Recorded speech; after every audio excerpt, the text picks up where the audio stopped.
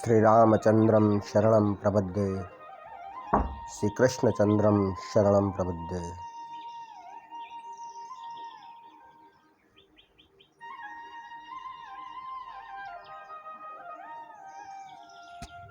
परम कृपाळु परमात्मानी असीम कृपाथी घर सभा मध्य चाली रहेली श्री हरिकथा सत्संग निमित्ते मारा तमाम श्रोताओं ने मारा प्रणाम। भगवान की कथा अनेक स्वरूपे मने ने तमने क्यांक ने क्यांक मार्गदर्शन आपती होय छे। आवती काले अक्षय तृतीयानो दिवस जेने अपनी गुजराती भाषा में अखात्रीज कहीए छीए।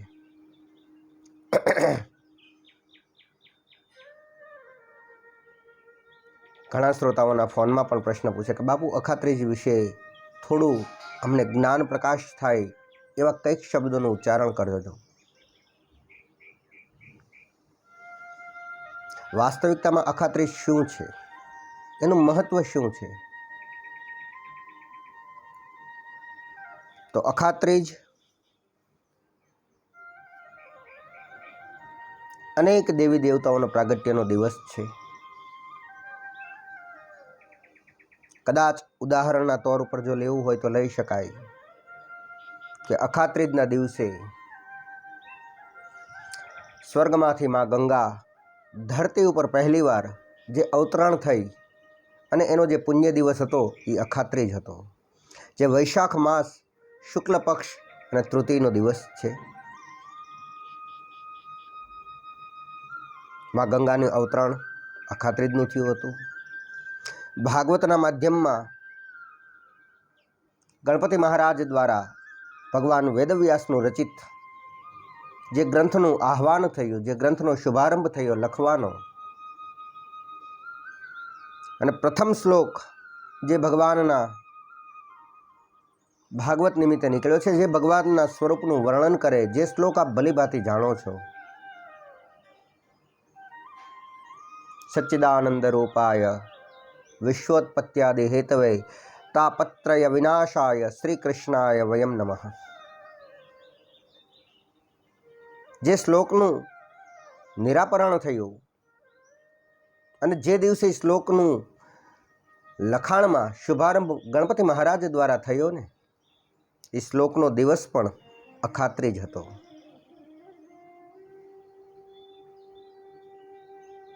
बाजुमांथी खळखळ वहेती मां सरस्वती जे भागवतना ग्रंथने साक्षी प्रमाण पूरती होय छे। बद्रीनाथनी बाजुमां बद्रीनाथथी थोड़ा दूर माळा गांव अने माळा गांवनी अंदर भगवान वेदव्यासजीनी गुफा अने त्यां आगळ गणपति महाराज द्वारा सुंदर मजाना ग्रंथनुं आह्वान थयुं ते अखात्रीज हती। त्यारबाद भगवान नरनारायण एमनुं जे स्वरूपनुं वर्णन धरती उपरनुं आगमन ते पण अखात्रीज हती अने भगवान श्री हरि विष्णुनो एक अवतार जेने हूँ ने तमे हयग्रीव कहीए छीए तो हयग्रीव नारायणनो अवतार पण अखात्रीजना दिवसे थयो हतो।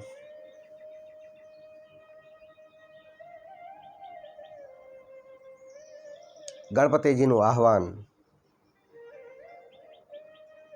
गणपति महाराजनो पण शुभ दिवस कहेवाय छे, मां सरस्वतीनो शुभ दिवस कहेवाय, मां लक्ष्मीनो पण शुभ दिवस कहेवाय छे। अखात्रीज अक्षय तृतीया जेने कहेवाय छे अने आ दिवसे वળી तमे जे कंई करो छो पुण्य दान तप जप आदि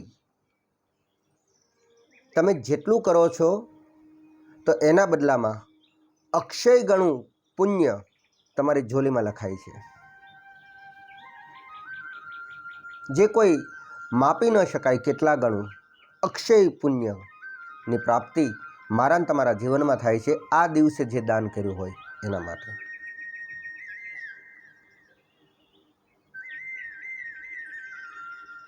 તો અખાત્રીજના દિવસે ઘરે બેસી ભગવાનનું ધ્યાન ધરી અને આપ જે કંઈ કાર્ય કરવા ચાહો છો તે કાર્ય કરી શકો છો. અખાત્રીજના દિવસે તમારે પંચાંગની અંદર મુહૂર્ત જોવડાવવાની જરૂર ન પડે. આખો દિવસ ઉત્તમ હોય છે.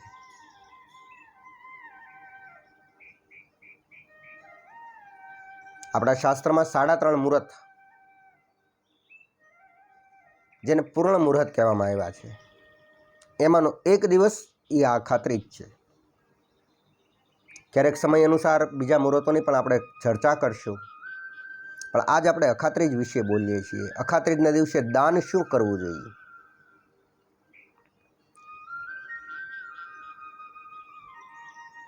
તો સીધી અને સરળ ભાષામાં કહું ને તો ભગવાને તમને જે કાંઈ અર્પણ કર્યું છે એનું દાન કરી શકાય. અને મહામૂલ્ય મહાદાન જો કહેવામાં આવ્યું હોય તો અખાત્રીજના દિવસે અન્નદાન મહાદાન છે. કોઈ ભૂખ્યાને ભોજન કરાવવું, કારણ કે માં અન્નપૂર્ણાનો પ્રાગટ્ય દિવસ પણ અખાત્રીજ છે. એટલા માટે અન્નદાનનો વિશેષ મહત્વ અક્ષય તૃતીયાના દિવસે મને તમને સંતો દ્વારા બતાવવામાં આવ્યો છે.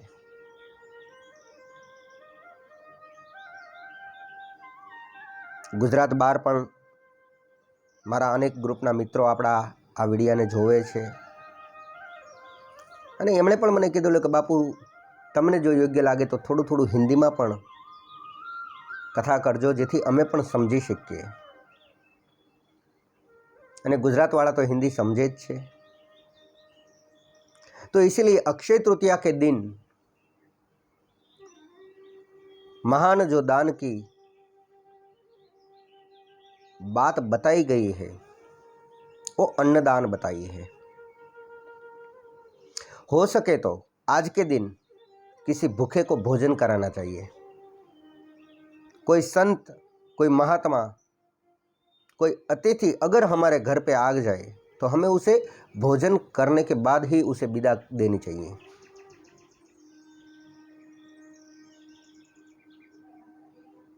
आज के दिन मुझे एक बात कहने की बड़ी जिज्ञासा हो रही है. जब अन्न की बात हम कर रहे हैं तो अन्न जो हम खाते हैं और दूसरे को भी खिला सकते हैं. मगर यहाँ अब जब मैं साउथ गुजरात में हूँ तो यहाँ कुछ लोग ऐसे भी हैं जो अपने घर में नॉनवेज बनाकर भी खाते हैं. भले एक दिन ना सही, मगर कुछ लोग खाते हैं जरूर. तो ऐसी चीज ही क्यों खानी कि जो हम किसी को दान न दे सके. हाँ, अगर आप नॉनवेज किसी को दान दे सकते हो तो आप खा सकते हो, आप नॉनवेज दान कर सकते हो.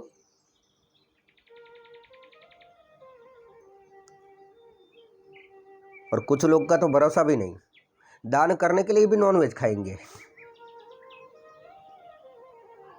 खाना कितना होना चाहिए? भगवान शंकराचार्य ने तो सुंदर एक बात बताई अपने ग्रंथ में कि हमारा जो शरीर है वो शरीर एक रोगी का शरीर है. हम रोग से पीड़ित है और हमारा जो खाना है ना वो खाना औषधि है. तो जितनी हमें बीमार होते हैं, जब हम रोगी होते हैं और जब हम औषधि जितनी लेते हैं तो उतना ही खाना हम खा सके.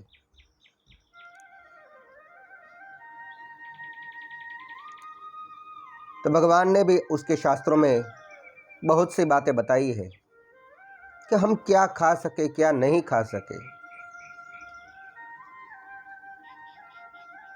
कुछ लोग का नॉनवेज जो है वो फैशन बन गया है. हमारे यहाँ बड़े बड़े लोग आते हैं, उसके लिए हमें नॉनवेज बनाना पड़ता है. आप ऐसा ही करोगे तो अगर आपके यहाँ कोई भी प्रसंग होगा, कोई रिसेप्शन होगा, तो वहाँ कोई साधु नहीं आ सकेगा.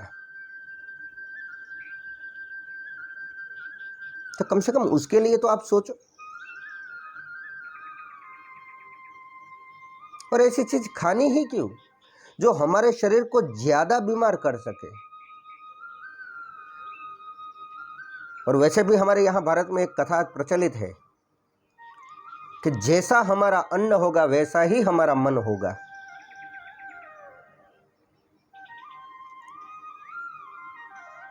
एक बहुत ही बड़े विद्वान ने पूरे भारत की रिसर्च की, उसके अंदर बताया गया कि ज़्यादातर मात्रा कम से कम 55% यानी 55% लोग नॉनवेज खाते हैं। कितना लोग नॉनवेज को पसंद करते हैं। तो हो सके तो अगर हम अक्षय तृतीया के दिन अगर किसी भी चीज का हम दान करना चाहें न, तो मेरे ख्याल से, मेरी दृष्टि से एक चीज है जो आप दान कर दो। कल के बाद हम नॉनवेज नहीं खाएंगे। अगर हमारी कथा सुनने के बाद, हमारा ये वीडियो सुनने के बाद अगर कुछ लोगों ने नॉनवेज छोड़ भी दिया तो मैं समझ लूँगा कि हमारा जो ये प्रयास है जन जन तक पहुँचने का, वो प्रयास में हम सफल रहे। ऐसी चीज़ नहीं खानी चाहिए जो हमारा मन मस्तिष्क हमारा बीमार कर सके।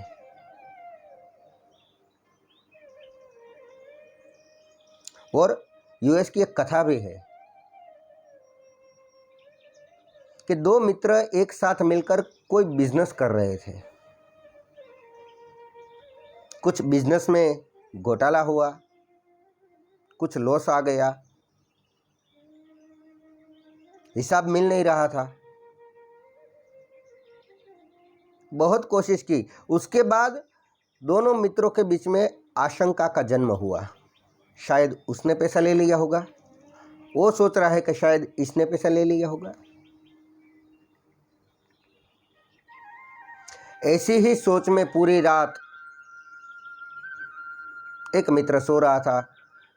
सुबह जल्दी उठा और उसके दिमाग में एक बात आई कि वो मुझसे इस तरह से धोखा नहीं कर सकता, मैं उसे मार दूंगा। वो उसे मारने के लिए उसी के घर में पड़ा हुआ रिवॉल्वर लिया, अपनी जेब में रखा, दूसरे दोस्त के घर पे गया। और जब उस दोस्त के पास पहुंचा तो वो दोस्त तो अभी सो रहा था। उसे मारने के लिए रिवॉल्वर भी निकाली, मगर उस दोस्त का सोया हुआ चेहरा देखकर फिर से एक बार सद्विचार उसके दिमाग में आया कि नहीं यार, बिजनेस है, नफ़ा नुकसान होता रहते हैं, मारने से क्या मिलेगा। उसने नहीं मारा। फिर वो नीचे आया, सोफे पर थोड़ी देर के लिए बैठा। अब बिना नाश्ते के आया था तो वो नाश्ता ढूंढने के लिए दोस्त के किचन में गया। किचन में जाकर जब फ्रिज खोला तो फ्रिज के अंदर एक नॉनवेज का टुकड़ा रखा हुआ था। उसने उस नॉनवेज के टुकड़े का नाश्ता किया। नाश्ता करने के बाद थोड़ी देर फिर से वो सोफे पर बैठा और फिर से दिमाग में एक बात आई कि नहीं यार, इस तरह से वो धोखा कर ही नहीं सकता, मैं उसे मार ही देता हूँ। वो फिर से दोस्त के कमरे में गया, फिर से वो रिवॉल्वर निकाली और दोस्त को मार दिया। अब सोचने की बात यह है कि जब वो मारने आया था तब भी उसने उसे मारा नहीं, क्योंकि वो भूखे पेट था। फिर से उसने नाश्ता किया, नाश्ते में नॉनवेज था और नॉनवेज का नाश्ता करने के बाद फिर से उसके दिमाग में उसे मारने की बात आई और मार भी डाला। तो इसके अंदर जिम्मेदार कौन है, ये जिम्मेदारी किसकी है? तो जाहिर सी बात है कि जैसा उसने खाया वैसा ही उसने सोचा। तो जैसा अन्न रहेगा वैसा ही हमारा मन रहेगा। तो कृपया हो सके तो इस नॉनवेज से हम दूर रहे। और क्या मजा आता है नॉनवेज में, क्या मिलता है हमें? कुछ भी नहीं मिलेगा। और अगर आपको नशा ही करना है तो ऐसा नशा करो मेरे गिरधर गोपाल का, ऐसा नशा करो मेरे सांवरे सरकार का, जो एक बार नशा चढ़े फिर चढ़ता ही रहे, चढ़ता ही रहे, चढ़ता ही रहे। तो कल अक्षय तृतीया है, हो सके तो आप अपने घर में आप जो भी आराध्य को मानते हो, जो भी आराध्य का भजन करते हो, तो भजन करने के बाद, पूजा करने के बाद एक संकल्प ऐसा भी ले लेना, अगर आप नॉनवेज खाते हो तो मैं आज के बाद कभी नॉनवेज नहीं खाऊंगा। और ऐसे ही बात परमात्मा के नाम का नशा लेकर हम आगे बढ़ेंगे। इसी के साथ मैं आप श्री के चरणों में कोटि कोटि प्रणाम, कोटि कोटि वंदन करता हूँ। और मैं वैसे आपको आदेश नहीं दे रहा हूँ, मैं तो आपको विनय ही कह सकता हूँ, मैं विनय में कह सकता हूँ। तो फिर से एक बार आप तमाम श्रोताओं के चरणों में मेरा जय सिया राम, जय श्री कृष्ण, राधे राधे।